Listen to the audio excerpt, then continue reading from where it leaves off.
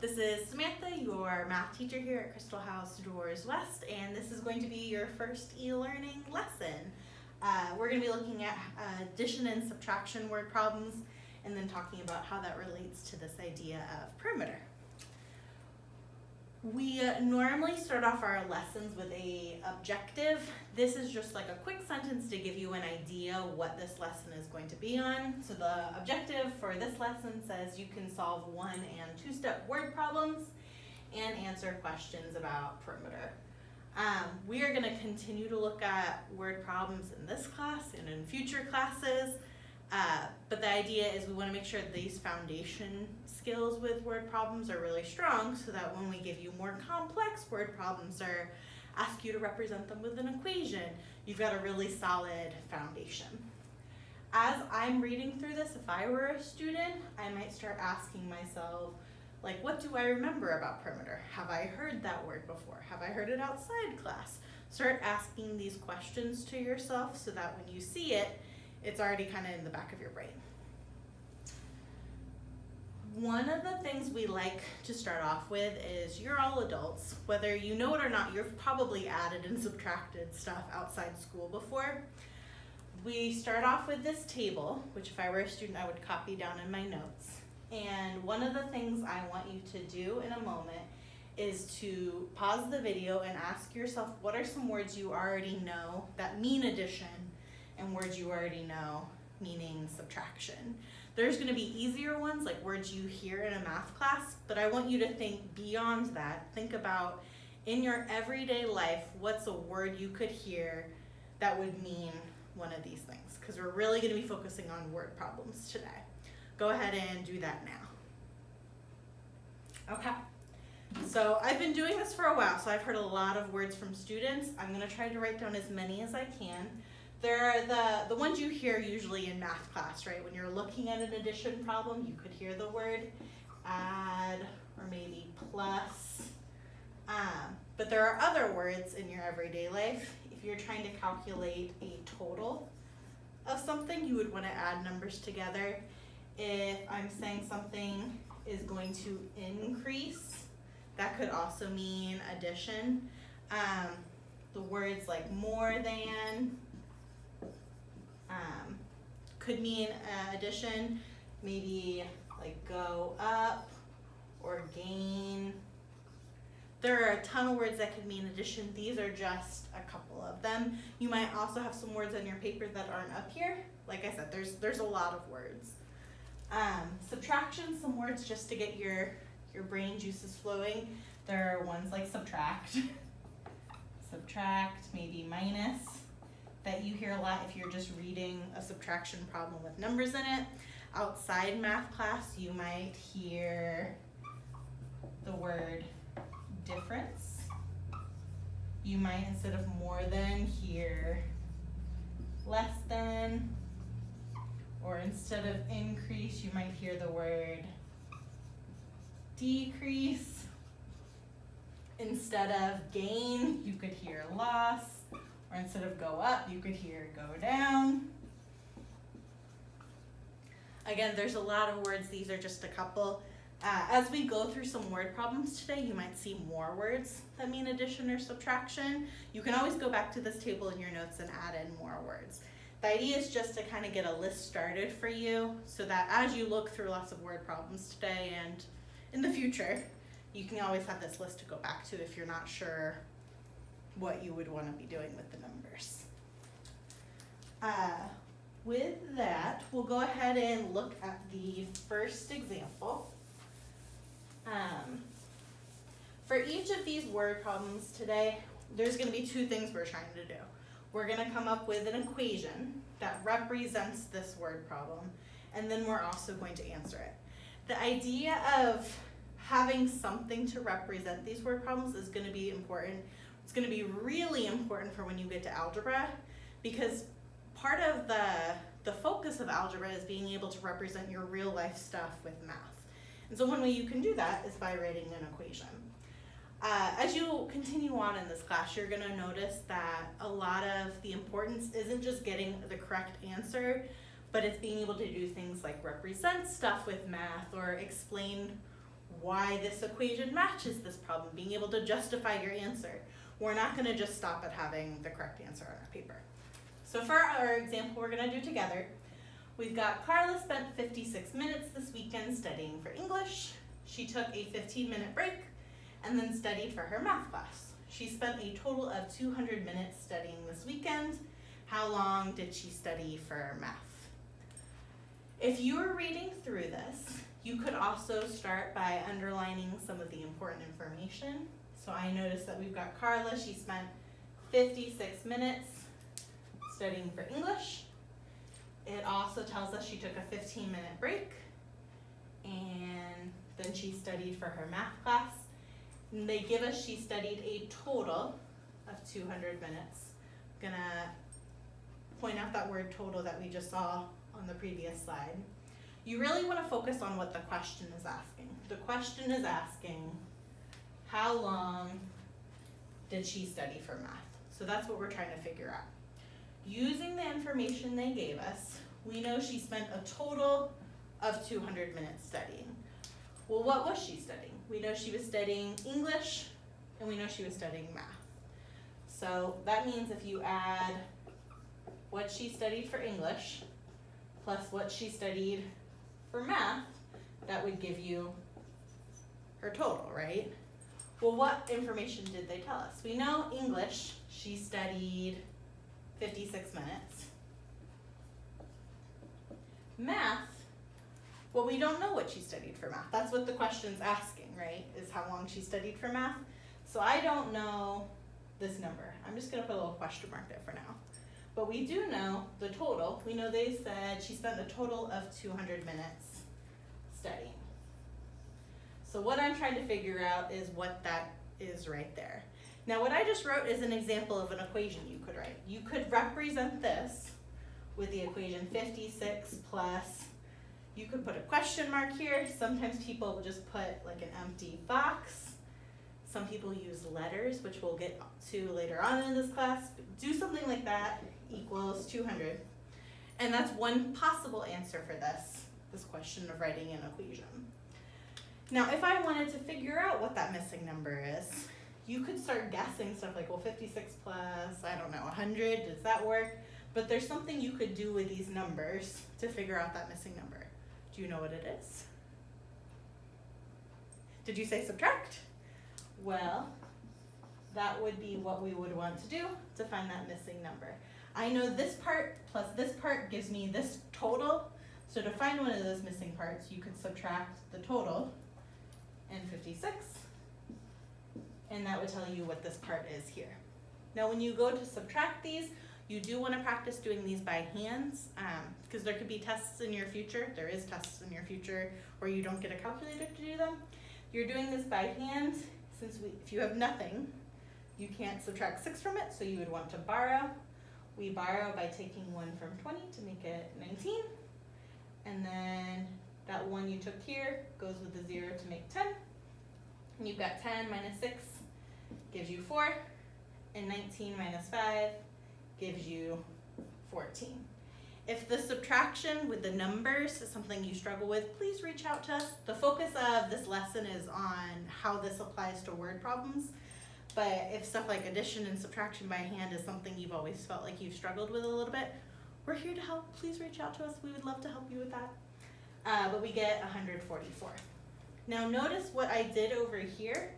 I just wrote down another equation. So for this question of represent this problem with an equation, this is one possible answer. You could have also written the 200 minus 56 equals, I'm not going to write 144 there, but like before a question mark, equals what? This is what we're trying to find. Either way, we get 144 for our answer. So I could go ahead and I could write 144. I'm not going to stop there though, because I want to say 144 what? 144 classes, 144 students, what are we talking about? You find the question, that's always a clue. The question is how long did she study? So that helps me know, it's 144 minutes. She studied 144 minutes. Now I know you're not in the classroom with me, but I've done this before with students in the classroom. And the question I get a lot is this 15-minute break here. People hear the word break, they think, oh, I want to take that away from what she's studying. Why didn't we subtract 15 here? Were you thinking that maybe too? Or maybe thinking like maybe we should be adding it in? Well, keep in mind what they said. They spent 200 minutes total studying. When she was taking the break, she wasn't studying, so that shouldn't be a part of our math. Sometimes in these problems, they give you extra information that you just don't need. So looking at this problem here, we have got Crystal House West, that's us, has 153 students in the morning and 78 students in the afternoon. Crystal House Ivy Tech has 67 students in the morning and 84 students in the afternoon. And the question they're asking us is how many more students does Crystal House West have than Ivy Tech? And we want to write an equation for this and solve. So focusing on the question, we're trying to figure out how many more students does Crystal House West have than Ivy Tech. If I wanted to answer that question, if I want to know how many more are at West than Ivy Tech, what's some information we would need to know? Well, we need to know how many students are at each place, so that way we can figure out how many more one has. If I know that West has, these are examples, if I know West has 10 students, and I know Ivy Tech has 7 students, then I'm able to say, West has more, West has 3 more. So in order to answer the question, we need to know how many are at each place. Well, did they tell us that? If I want to know how many students are at Crystal House West, what information did they tell us that would be helpful? Well, they told us here, Crystal House West has 153 students. Oh wait, don't stop reading there. 153 students in the morning and 78 students in the afternoon. So if I want to know how many students Crystal House West has, what am I going to have to do? Well, it's kind of like we're trying to find a total, right? I'm trying to figure out how many total students West has. So in order to find the total, I would want to add. I would want to add the 153 students they have in the morning to the 78 students they have in the afternoon. And that would give me, I'm going to call it our total West students. So now that we've got the math problem, you can figure out how many students does West have. Well, if I wanted to add those, I would probably rewrite it with those numbers on top of each other. And then once that, we can add it by columns. So starting over here, I could say 3 plus 8 gives me 11, and we call this carrying. I'm going to carry the 1. Then we've got 1 plus 5 plus 7. 1 plus 5 is 6. 6 plus 7 is 13. So I've got the 3. I carry my 1, and then here we get 2. So that tells me there are 231 West students. Now we said earlier, or I said earlier and you were listening, that we want to know how many students West has, and we want to know how many students Ivy Tech has. We did West. Could you figure out how many students Ivy Tech has? Well, it's pretty much the same thing, right? We want to know how many total Ivy Tech students there are. We know Ivy Tech has 67 students in the morning, 84 students in the afternoon. So we would want to do 67 plus 84, which would give us 7 plus 4 is 11. 1 plus 6 is 7, plus 8 is 15. So it gives us our total, I'm just going to call it Ivy students, is 151. Ivy Tech has 151 students. Now we've done a lot of math. Have we answered this question yet? The question is, how many more students does Crystal House West have than Ivy Tech? Well, if I look at our numbers, I can see West does have more students. But the question isn't who has more students, it's how many more West has than Ivy. Well, I had given that example earlier with smaller numbers. Remember when I said, let's pretend West has 10, Ivy has 7? Do you remember what I said for how many more students West has? I said 3, but we didn't talk about where I got that 3. What could you do with these numbers to figure out why West has 3 more students? You could subtract. By subtracting, that's going to tell you the difference between the numbers. It's going to tell you how many more students are at West than Ivy Tech. It's a little easier to see that with smaller numbers, but even with these larger numbers, we're going to do the same thing. To find how many more students are here, we would want to subtract. We would want to subtract the 231 minus the 151, and that would give us how many more are at West. What I'm writing right here, the math I would have to do to get the final answer, is also what I could write for my equation. I would want to subtract this, which I'm just going to go ahead and label our West students, minus the 151, which is how many Ivy Tech students there are, and that would give us the answer we're looking for. So one last step to this problem, 231 minus 151. I could say 1 minus 1 is 0. 3 minus 5, if you've got 3, you can't take 5 from it, so you have to borrow. You take 1 away from the 2, and that changes the 3 to 13. The 13 minus 5 gives you 8. 1 minus 1 is 0. You don't need to put a 0 here. That just means our answer is 80. Same thing I said before, if you're having trouble with the addition or subtraction by hand, please reach out to us. We would love to help you. We do want to make sure you're more confident on being able to do the math by hand if you need to in the future. I've got the answer though, I can go ahead and write it. I'm going to say 80. Well, the question's asking how many more students does West have? So our answer is it has 80, not 80 West. It has 80 students. They have 80 more students than Ivy Tech. You could give me these like beautiful full sentences that you'll probably be doing in English. You could say West has 80 more students than Ivy Tech. At a minimum, at least give me what you're talking about with the numbers. So give me, we're talking about 80 students, 80 pencils, 80 cats, whatever you want to say. This was my last example, so the next part of this video is going to be this one here for you to try. So I'll erase all of my scribble. There are 2 parts to this question. You are going to want to answer both parts. So the first part is here, the second part is here.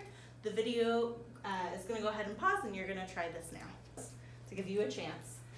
But I want you to, at home, think about what you would do for this situation. So let's say you want to put a fence around your backyard. Your backyard is 10 feet long and 15 feet wide, not a big backyard. And the question is, how much fencing would you need to buy to do that? You can use a drawing to kind of help you figure it out. You can put down an equation like we were doing before, but I want you to go ahead and pause and think about how much fencing would you need to buy to do this. So to start off by showing the answer, I'm going to start by drawing a picture, because I think when it starts describing the size of something, it helps to have a visual image to look at. So we've got, our backyard is 10 feet long and 15 feet wide. Now I didn't give you a shape, but when you're talking about length and width, it means it's going to be like a rectangle or a square. Now for this situation, because those numbers are different, that's telling me it's going to be a rectangle. If it had been 10 feet long and 10 feet wide, then it would be a square, because squares have got the same side length. So I've got a picture. This is our beautiful backyard, and they tell me 15 feet wide, so I'm going to make the longer side 15, and then it's 10 feet long. Now the question is saying we want to put a fence around your backyard. So you've got to think, if I'm trying to put this fence around my backyard, that means it's going here, and here, and here, and here. How much total fence would you need? Well, you would need 10 for this side.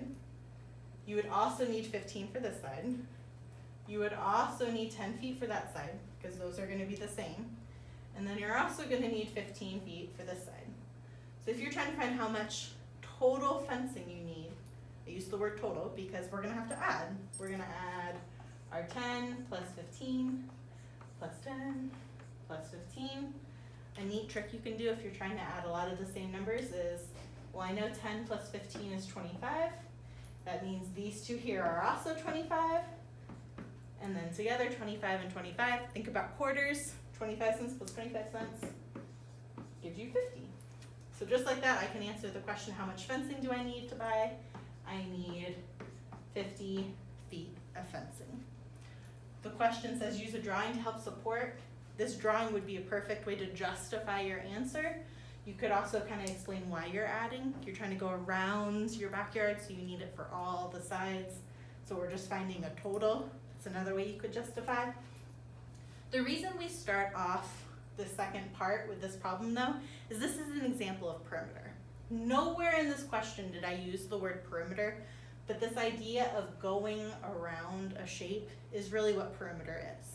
Our definition of perimeter, which I've got right here, and you could include in your notes, is perimeter is just, we could say, the distance around a shape.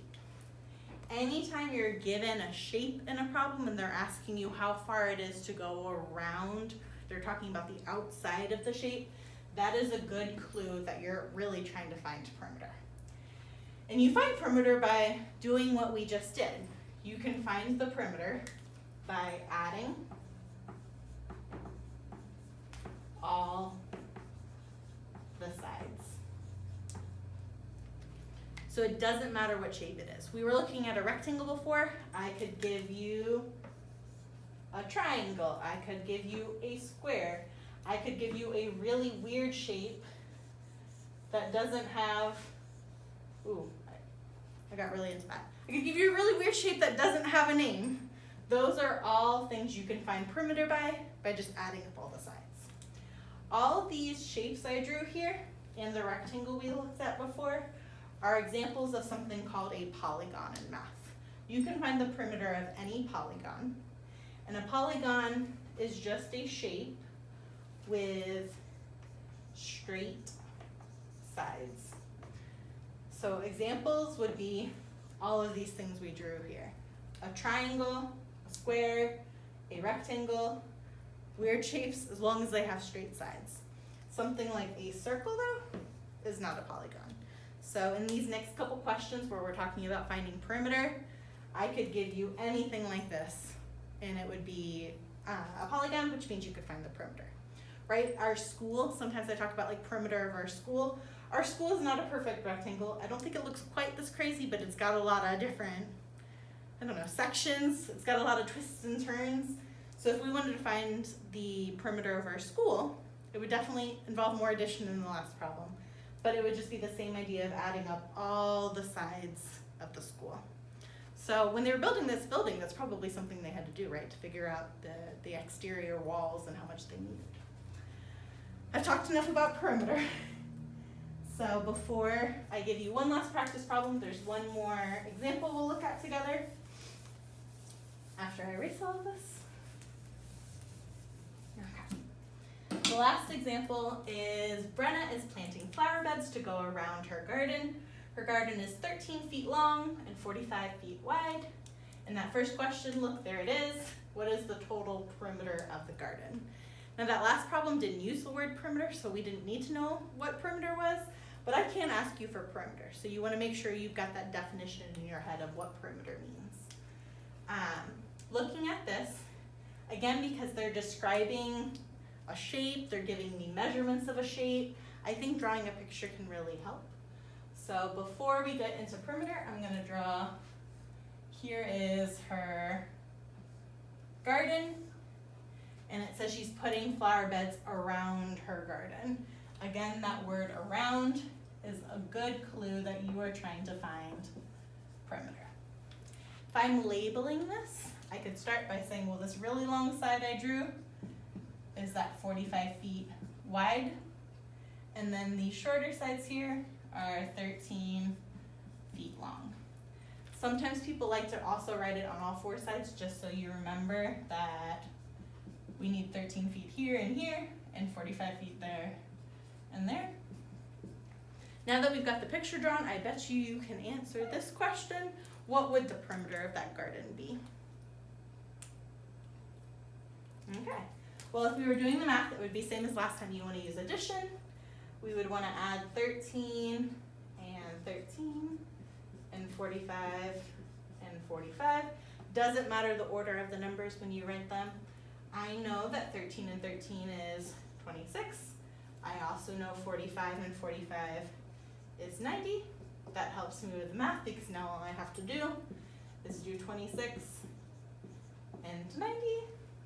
6 plus 0 gives me 6. 2 plus 9 is 116. So looking at that to answer the question, what is the total perimeter of the garden? The total perimeter is 116. We need something. What's going to go there? When you're talking about perimeter, you're always going to use a measurement. Measurements can be inch, yard, meters, miles. In this case, though, it's feet. So we'll say 116 feet. And that's our first part. We're good to go. The second part is asking, she already has 30 feet of flower beds. How many more feet of flower beds would she need to buy? Now this question is similar to one we saw earlier. I'm going to have you go ahead and try to answer it, and then we'll come back and see what the answer is. Okay. In order to answer this question of how many more feet of flower beds would she need to buy, we know that she needs 116. That's the total amount she needs. So I know in order to do this, she needs a total of 116. It's saying she's starting with 30, and we're just trying to find how many more feet she needs. So she's starting with 30.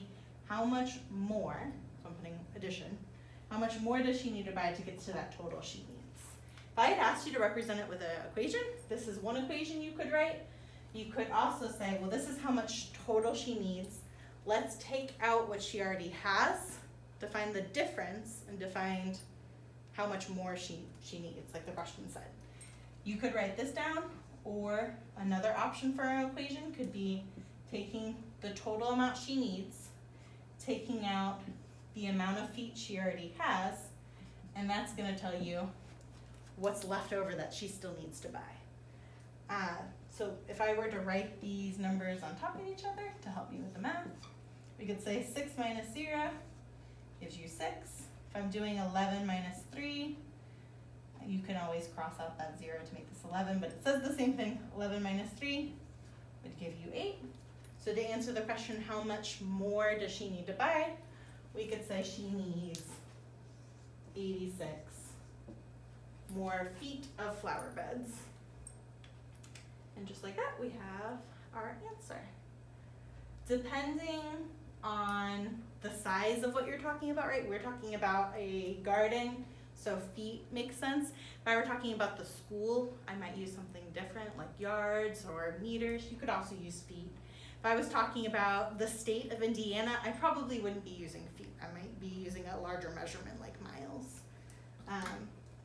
But when you're talking about perimeter, there'll always be a measurement with it. This is my last example. There is one last one for you to try. This question has also got 2 parts, just like that one we did just now together. So it's going to pause. It's going to let you answer this first part. And then once we all agree on the answer for this first part, you can go ahead and try the second part. So here's the first question. Right here, this part is where the second question starts. And go. All right. I like this second part because when you talk about like fences, especially the ones we were looking at earlier, if you think about like actual fences on houses, usually what happens is you build it off the side of your house. You don't have like a fence square in your backyard, right? One side is usually part of your house. So he has noticed in order to save money, he's going to use his house to help build that pen. And the question is, if he does that, how much material does he need now? Well, going back to that picture we had a picture of a square that looks like this. But we're saying instead of him having to just have a big square out in the middle of nowhere. He's decided he's gonna build it off the side of his house. So instead, I'm just gonna put his house is right here. So cute.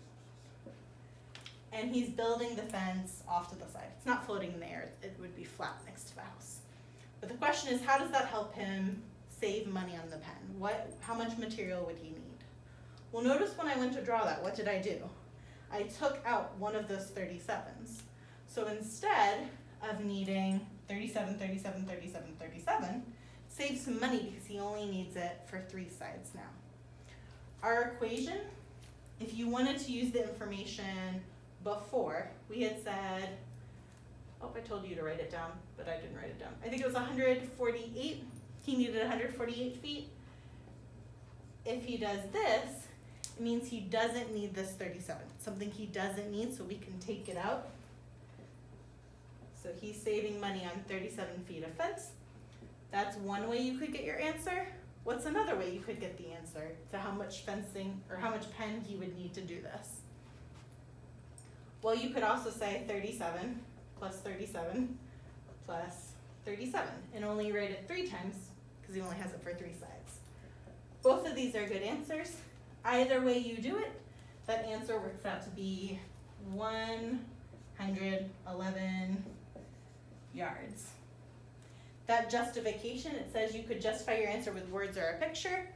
This beautiful artistic picture is one option of how you could justify it. You could also just write down all the stuff we've been saying.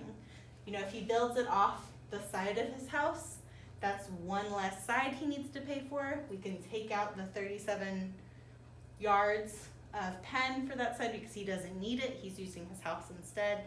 Anything like that could be an example of a justification here.